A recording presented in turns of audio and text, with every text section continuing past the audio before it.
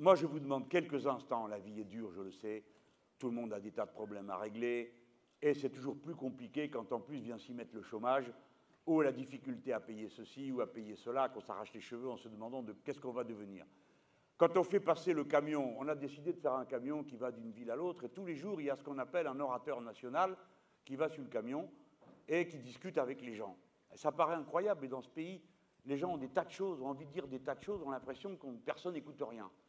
Et des gens viennent avec des problèmes, mais à vous arracher les yeux de pleurs.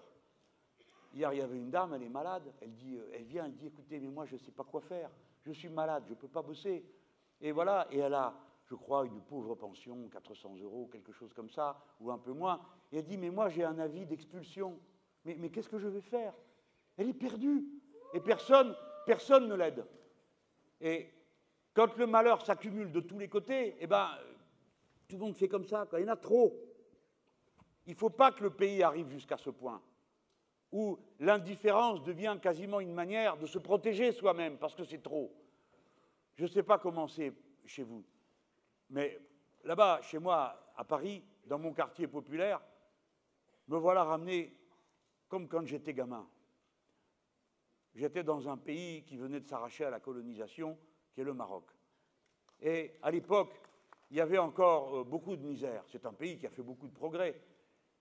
Et la chose qui nous avait frappé quand on a été rapatriés en métropole, en France, c'est qu'en France, il n'y avait pas de mendiants. Il n'y avait pas de gens malades par terre. Et c'était une libération, vous savez.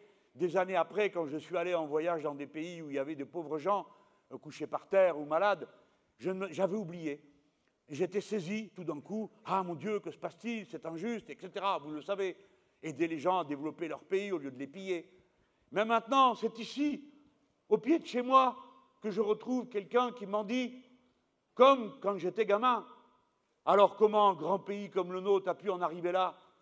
Comment tant de misère? Alors vous savez ce qui se passe? Il y a des gens qui me disent, oui, mais c'est des étrangers.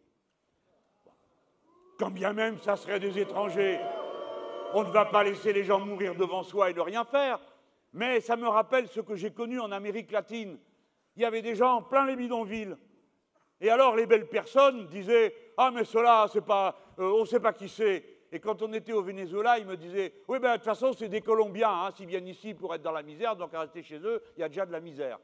Mais non, c'était des gens comme eux, c'était des Vénézuéliens. Regardez la liste qu'a publiée, si vous avez le temps.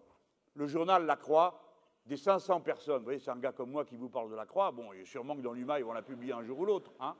Mais moi, je m'en fiche. D'où vient la bonne initiative? Peu me chaud. Ce qui compte, c'est ce qui est fait. Et quand vous voyez cette liste, vous n'êtes plus la même personne après. Eh bien, vous voyez les noms des gens, vous voyez leur âge, vous voyez la durée moyenne de vie dans la rue. C'est un scandale total, absolu, abominable que d'avoir abandonné tous ces gens comme ils l'ont été.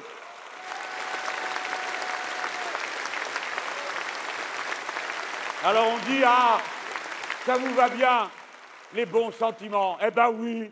Oui, moi je fais partie de ceux qui ont des bons sentiments et j'ai pas peur de les exposer et j'ai pas peur de dire que je ne connais pas d'autre morale que celle qui consiste à dire qu'il faut aller aider ceux qui ont besoin.